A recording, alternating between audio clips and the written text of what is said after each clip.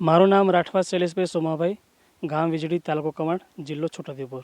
હું પ્રાકૃતિક ખેતી છેલ્લા 7 વર્ષથી કરું છું અને પ્રાકૃતિક ખેતી વિશે મને માહિતી આત્મા પ્રોજેક્ટ છોટાઉદેપુર દ્વારા અને ખેતીવાડી અધિકારી દ્વારા અને ગ્રામસેવક દ્વારા મને મળી છે.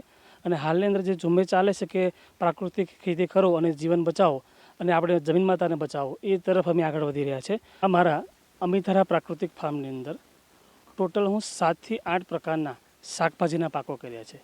એમાં સૌપ્રથમ ભીંડા આવી જાય, મરચાં આવી જાય, તુરિયા આવી જાય, ગલકા આવી જાય, ભીંડી આવી જાય, કારેલા આવી જાય, રીંગણ આવી જાય. આ તમામ પ્રકારના શાકભાજી હું પ્રાકૃતિકમાં કર્યા છે. બીજું કે આની અંદર હું કોઈપણ પ્રકારનો રાસાયણિક કેમિકલ ઉપયોગ કર્યો નથી. આની અંદર તમે દેખી શકો છો, એકદમ બ્લેક તમને દેખવા મળશે. આ બાજુ ગલકા છે ને આ દૂધી છે. તમે દેખી શકો છો કે એકદમ ગ્રીનરી આવી છે. હવે બીજું કે પ્રાકૃતિકની અંદર આપણે જોવા જઈએ તો આ એક મકોડા બહુ છે. એ મકોડાનું શું કામ કરે છે કે જ્યારે પણ જીવાત આવે છે, જીવાતના ઈંડા મૂકતા પહેલાં એ મકોડા ખાઈ જાય છે. એટલે જીવાતનો પણ પ્રશ્ન એ કૃષિ મિત્રો આપણને ઘટાડી દે છે. બીજું કે જ્યારે આની મેં બીજની માવજત આપીને વાવણી કરી હતી, પછી ઘનજીવામૃત નાખ્યું હતું, ત્યાર પછી હું જીવામૃતનો છંટકાવ પણ કર્યો છે અને જમીન અંદર પણ આપ્યું છે. એના થકી એટલી સરસ આમાં ખાવાનો સ્વાદ આવે છે કે હું અત્યારે બજારમાં માર્કેટમાં લઈ જાઉં છું તો જે રાસાયણિકવાળા ભીંડા હોય અથવા રાસાયણિકવાળા ગલકા હોય, એની જગ્યા પર મારી જે શાકભાજી છે એ લોકોને એક વખત ખાય છે અને બીજી વખત મારી જોડે માંગતા આવે છે અને એટલો ફરક પડે છે. અને બીજું કે લાંબા સમય માટે આ ટકી રહે છે અને સ્વાદ પણ આનો નેચરલી આવે છે. તો ખરેખર આ પ્રાકૃતિક ખેતી કરવી જોઈએ.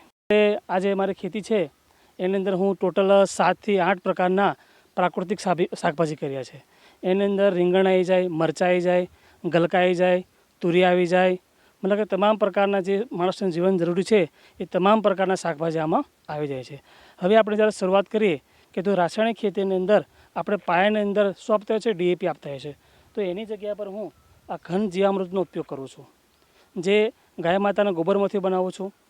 ત્યારબાદ જ્યારે પણ હું કોઈપણ પાકની વાવણી કરું છું ત્યારે બીજનો પટ આપી અને બીજામૃતનો ઉપયોગ કરીને જ પટ આપીને જ હું એનો ઉપયોગ કરું છું. અને જ્યારે કોઈપણ મારા પાકની અંદર રોગ આવતી હોય, જીવાત આવતી હોય, તો વિચાર કરો કે જ્યારે ચૂસ્યા પ્રકારની જીવાત આવતી હોય ત્યારે હું નિમાસ્ત્રનો ઉપયોગ કરું છું. હવે નિમાસ્ત્રનો ઉપયોગથી ચૂસ્યા પ્રકારની જીવાતો હોય એ બધી નાશ પામે છે. અને જ્યારે મારા પાકની અંદર ઈયળનો ઉપદ્રવ હોય તો ઈયળના ઉપદ્રવ માટે હું અગ્નિઅસ્ત્રનો ઉપયોગ કરું છું. ત્યારબાદ હું ખાટી છાશનો પણ ઉપયોગ કરું છું અને ગૌમૂત્રનો પણ ઉપયોગ કરું છું. ત્યારબાદ અમે વિચાર કરીએ કે આજે આપણે આજુબાજુ અનેક એવા ઝાડપાન રહેલા છે, એનાથી હું 10 ફણી બનાવું છું. એમાં આંબાના પાન આવી જાય, કાલાના પાન આવી જાય, પપૈયાના પાન આવી જાય, સીતાફળના પાન આવી જાય અને હળદરના પણ પાન આવી જાય. એ બધું મિક્સ કરી હું 10 ફણી અર્ક બનાવું છું અને એનો પણ હું પાક પર છંટકાવ કરું છું. હવે આપણે જમીનની અંદર એવા અસંખ્ય જીવાણુ રહેલા છે કે જીવાણુઓને આપણે જીવામૃત આપવાનું છે. એના કારણે આપણી જમીનની અંદર અસંખ્ય પ્રકારના બેક્ટેરિયા અને અસંખ્ય પ્રકારના અળસિયા આવે છે. એ જીવામૃત નાખવાના કારણે આપણી જમીન એકદમ ભરભરી થશે અને પોચી થશે અને જેટલા પણ સૂક્ષ્મ તત્વોની જરૂર છે એ આપણા છોડને મળી રહેશે.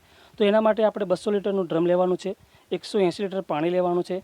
એની અંદર આપણે 10 કિલો ગાયનું ગોબર લેવાનું છે, પછી 10 લીટર ગાયનો પેશાબ લેવાનો છે. પછી આપણે કોઈ પણ કઠોળનો લોટ 2 કિલો લેવાનો છે. ત્યારબાદ આપણે ગોળ લેવાનો છે 2 કિલો, દેશી હોવા જોઈએ. અને બીજું કે વણ નીચેની માટી, આટલું ભેગું કરી અને આપણે આ ડ્રમમાં નાખી દેવાનું છે. ડ્રમમાં નાખ્યા બાદ આપણે સવાર સાંજ 7 દિવસ સુધી આને હલાવવાનું છે.